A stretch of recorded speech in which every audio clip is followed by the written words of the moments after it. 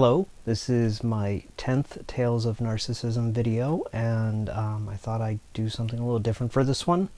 I was recently on a podcast called Camp Creep, and they had invited me on there to perform the role as a narrator to this short story that was written by one of the podcast hosts back when she was 11 years old.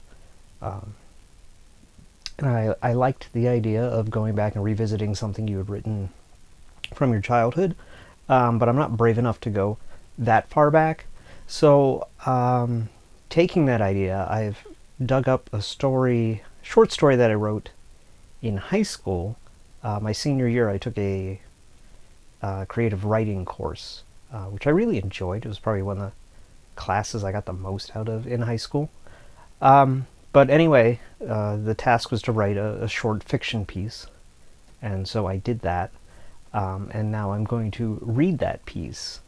It's longer than my normal videos, so feel free to enjoy this one just as like background audio kind of thing. And one thing you'll notice is there's a lot of unoriginal ideas in it, a lot of references to other pop culture that was around at the time. You can definitely get a sense of what I was watching and listening to at the time. So enjoy that bit of a time capsule element. And I think that's it. So I'm going to cut to the part where it's just me reading the story. And so if you make it all the way to the end, thank you. And if not, I understand.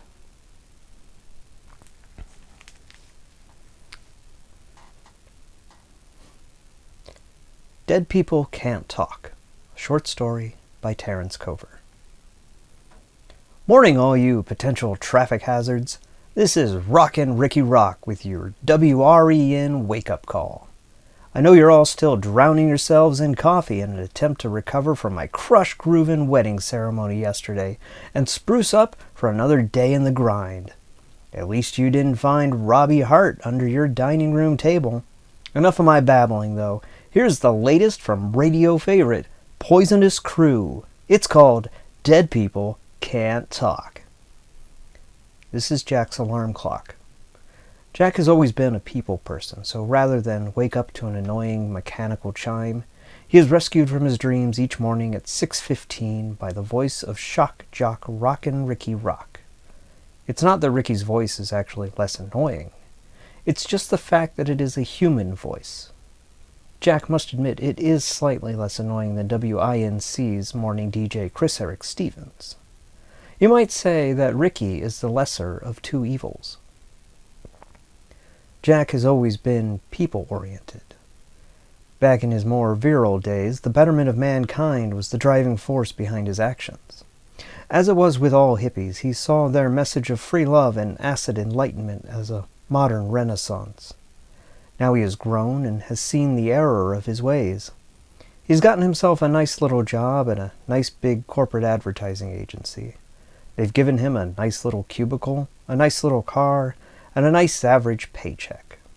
For these nice little gifts, he performs nice little services for the good of the corporation. He uses those wonderful people skills to assist in securing an account, and as a result, has been rather successful. He's already been given a raise and suspects that he's next in line for a promotion. Yes, Jack has a lot to be thankful for. Back to the grind is exactly where he was headed, as he did every Monday morning. This particular Monday was special, though. He didn't have to drive to work today, as he normally did for the carpool. Last week he had to cover for Frank Castiglione on Thursday because Frank had gone to New Jersey in hopes of securing the Quick Stop account. It may be small fish, but advertising would be so simple since it's already a tourist attraction. Apparently some independent film had been shot there and the movie became quite popular. Jack wasn't really sure about the details. He only sees the most expensive movies.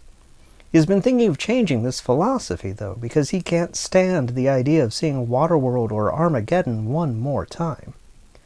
It really didn't matter, because his work was his true passion in life.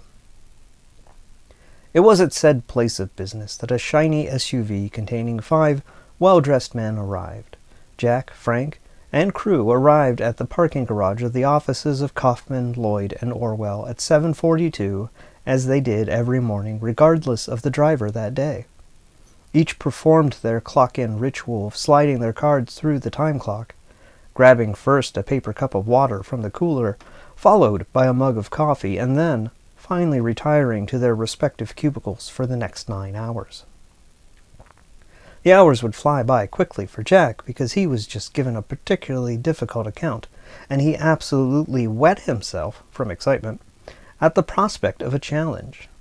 He had to convince tobacco giant Jim Morris that the firm of Kaufman, Lloyd, and Orwell was a perfect replacement for their previous advertising team that kept getting them into trouble by using semi-nude, sexy 16-year-olds in provocative poses for their commercials and billboards. It shouldn't be too difficult of a sale, but Jim Morris has been advertising through Emerson, Lake & Palmer for the last 5 decades. Jack has a secret weapon, though. He had some of the fellas in the creative department design some animated characters that he could suggest they might use if Jim Morris chose KLO. The nuts in the creative department came up with 3 initial ideas: a mouse, a camel, and a small boy with yellow flesh and spiked hair. Jim Morris may want to use one, all, or none of these concepts. Frake couldn't tell for sure yet. On the weekday evenings at home, Jack sits in his lazy guy recliner and flips through his latest interior design catalog until must-watch TV comes on. After much-watch TV, he turns to Newsline, then Evening News to find out how his stocks did. He owns about 500 shares of Marvell Enterprises and will own a controlling share of the company should they ever split. After all that excitement, he goes to bed at 11:37 p.m. so that he may be well rested for the next day. Had he known the day would turn out like it had, he would have gone to bed much earlier. Tuesday was like any other day at first. He went through his morning rituals and arrived at work via the carpool as he did every weekday. Somewhere between grabbing his #1 accountant mug and sitting down in his King Co. padded swivel chair, things began to change. There was a scent in the air, not like that which he had been smelling for the last 3 years, but like that which he wished he had been smelling. There was also a buzz in the air, a buzz like he had never heard, yet it seemed so familiar. It was truly a terrible noise and sounded like there was a swarm of locusts just above the ceiling tiles. Jack finally got himself into his padded swivel chair and took a breath. The smell was sweet and not too heavy like the perfumes and hairsprays commonly used around the office. On the other hand, the noise was rather overbearing and seemed to encourage Jack to down some extra-strength Tyladvil. He took 3 tablets and relaxed a little more. A moment later, Jack looked up to his computer monitor and decided that he'd better get started on the Jim Morris account. He put on his anti-carpal tunnel wrist guard and woke up his computer. The screen came on and Jack stared at the monitor quizzically. It seemed to have a dull, grayish tint rather than the brilliant periwinkle blue glow that usually radiated from his background. The noise also increased slightly upon the computer's awakening. He messed with the tint, color, and contrast options, but failed to alter the screen's monotone. Jack soon realized the Tyladvil had kicked in, and only succeeded in ridding him of the pleasant scent. It was nearly 8:30, his mug was empty, there was a constant ringing in his head, and his monitor had lost all its beautiful color. He decided it would be best to refill his mug, then return to the work he should have began 23 minutes ago. Halfway to the coffee station, Jack noticed he was getting some pretty odd looks from the few people who actually bothered to look up. He soon realized it probably had something to do with the fact that it was not in his routine to get a refill at 8:32. He usually did this at 9:17, right after calling his broker. He could stand the queer looks if it meant the noise would cease and things would make sense again. He wasn't too steady when pouring the coffee into his mug, but he managed to do so without spilling any. While pouring, he noticed something odd about the coffee. It had a grayish tint and seemed to cause buzzing to increase in intensity ever so slightly. No one else seemed to notice the noise or the discolored coffee, but he wanted very much to ask someone about it. Fortunately for him, Frank walked up just then to refill his mug. Frank gave him a look of concern, obviously noting his early refill. "Catch the Knicks last night?" asked Frank, hoping to eventually get Jack onto the subject of his extracurricular refill. Jack told him he hadn't because he had been particularly interested in the story on Newsline about a nun that was supposedly seen floating in a chair in some cathedral. Apparently there was some prophecy in some lost gospel involving such an event. Frank took a sip of his coffee and got a look on his face like he just swallowed a fly. "What's the matter with your coffee, Frank? Is there perhaps an odd color to it?" queried Jack nonchalantly. "No," Frank responded. "I just swallowed a fly." And he promptly ran off to the bathroom to swallow a spider to swallow the fly. Though curious enough in itself, that event did not sidetrack Jack from his chroma concern. On his way back to his cubicle, Jack paid close attention to his surroundings. He noticed that not only was his coffee gray, but everything had taken on a grayish tint. Jack decided the office was fine and it was he that had the problem. So he made an appointment to visit his doctor on Thursday at 6:45. Sitting once again in his chair, Jack made an honest effort to cope with the changes in his environment. Regardless, it refused to return to the state of being that he had accepted as normal. When 5 o'clock rolled around, Jack finally got out of the offices of K.L.&O. On the drive home, all looked normal again. Most everything, anyway. His fellow carpoolers, all the office buildings, most of the people, the library, and all the advertising signs maintained the gray tint, devoid of the vibrancy which usually indicates life. The buzzing hadn't stopped, but lessened once again, at least. Just before he closed his eyes, Jack noticed a flicker of white light in the corner of his eye. It was as if he was being stalked by a disco ball. No matter, though, he was able to nap peacefully on the way home with the knowledge in mind that on Thursday his problems would be cured.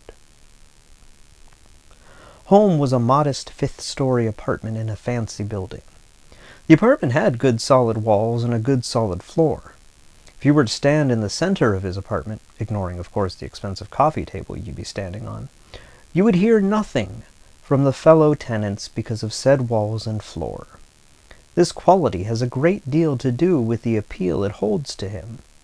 Jack often likes to think of this box as his sanctuary, usually.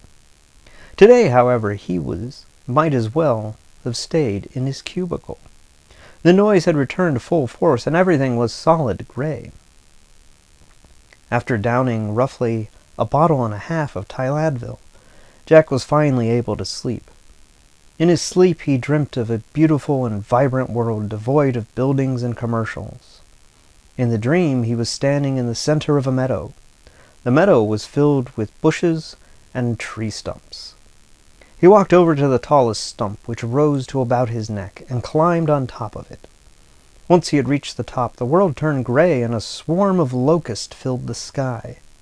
Suddenly, the gray was interrupted by a white light emanating from a nearby bush.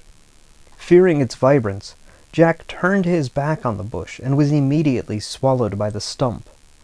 In the most cliched of dream endings, he awoke when his dream self began to tumble down the black tunnel. He didn't awaken in a cold sweat because he was still so heavily sedated from the medication of the night before. He simply awoke 10 minutes before his alarm went off, and so the morning ritual began anew. Today, he got to drive the carpool crew. Disturbed ever so slightly and still a little tipsy from his tablet binge, Jack ran 2 red lights and nearly hit 1 pedestrian. All present in the car were, naturally, concerned but unsure how they should handle this situation. Everyone in the back seat agreed to take the bus home after work, and Frank made a mental note to suggest to the manager of personnel quality and efficiency that Jack should be given another evaluation. At the office, Jack noticed the omnipresence of the noise and color, but chose not to acknowledge them in hopes that they might disappear. This, of course, didn't work, but he only had to hold out one more day. It was, in fact, this philosophy that has gotten him through the day up till this point. This point being 3:11 p.m., when that beautiful fragrance reappeared. Jack noticed it immediately and began looking around for the source. After checking behind his computer, Jack noticed once again the glare in the corner of his eye, but this time he turned towards the light almost immediately. What stood before him was the single most beautiful sight that his eyes had ever beheld. The light was near blinding, but not in a way that causes one to squint. After a brief period of adjustment, Jack could see that there was a figure of a woman in the center of the glow. The noise had disappeared, and the white light was all-encompassing, obviously negating the gray factor. From the radiance came a voice, and it proclaimed, "I am the Metatron, the voice of God. I am here to deliver this message unto thee. Put away these implements of man, and take up the robe of God in one hand, and his word in the other. Take these, go into the world, and spread the message of your salvation." This whole scene scared Jack nearly to the death he didn't know was fast approaching. Rather than respond to the angel's call of duty, Jack jumped under his desk and began screaming, "Kill it! Kill it!" It wasn't until a moment later that he realized that there was no desk covering him. The angel had transported him to a dimension that lies somewhere between heaven and purgatory. All around Jack there was nothingness. The Metatron spoke, saying this, "Give up these ways of men and follow his word. Throw down your computer and forget your precious accounts. These things of man may allow you to advance, but only in this earthly realm. Take up the armor of God, and you shall stand next to his throne during the days of judgment. I say again to thee, choose thy master, the Almighty or the finite earth." By now Jack was in tears and muttering promises to himself about never taking so much Tyladvil. Jack whined in response to the angel, "Leave me alone. You'll be gone by 8 o'clock tomorrow, and I'll never have to hear that terrible noise again. I just want to go back to my desk, call my broker again, and schedule a meeting with my analyst, whom I haven't seen in 2 months." "Thou hast made thy choice. So be it, and may Lucifer find pity for thee." And with a swipe of her fiery sword, Jack was instantly back in his padded swivel chair. After a moment or two, Jack had calmed himself and lifted his head from where it had been nestled under his arms. He blinked twice and turned his head to his left. What greeted him was not the fuzzy gray material that made up the walls of his cubicle, but instead the lumpy, rotting face of ex-movie star Ernest Borgnine. Jack flew backwards against the opposite wall of his cubicle in a failed attempt to escape from the hungry stare of Ernest. "Greetings, Jack. I'm Ernest Borgnine, the right-hand demon to Satan himself. I've come to escort you to where you've chosen to spend your afterlife." Upon finishing his introduction, Ernest's head morphed into that of a goat's. He then grabbed Jack by the neck and dragged him through the office floor into the lobby of hell. Rather than the traditional flames and brimstone, it was tiled in expensive Greek marble and had couches covered in the finest velvet. In the center of this grand hall sat the reception desk manned by a staff of 5 rather tall penguins and Dennis Hopper. Jack looked around, realized Ernest was gone, and decided that maybe this wasn't so bad. Off in the distance, he saw a teenager and a tallish man wearing a rubber suit and big plastic hair. The teenager said something about wanting to meet some band, and the man responded by saying, "So you want to meet Gua?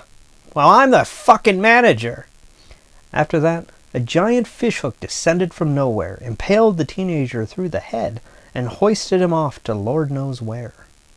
It wasn't until this man started coming towards Jack that he decided maybe this wasn't as nice of a place as he first suspected. Fortunately, Dennis Hopper chose this time to call Jack to his desk. Jack got up and walked to the large granite desk. "Your room number is 4223. You'll find the easiest way to get there is to simply follow our helpful bell penguin, Dante." Jack turned to Dante with a hopeful look on his face, half expecting the penguin to speak. It did. Dante said this and only this. Slide. Jack, having never been to hell before, knew not what he meant. So Dante gave him a helpful push, and down Jack went through the floor and onto a rusty, decrepit slide filled with nails. Down Jack went for what seemed an eternity, and for all he knows, it was. Jack was stopped suddenly by the fat, bloated carcasses of Chris Farley and a Shetland pony. Jack looked to his left and saw the door marked 4223. Stepping off the slide and away from the pile, Jack opened the door to his annihilation. And so it goes.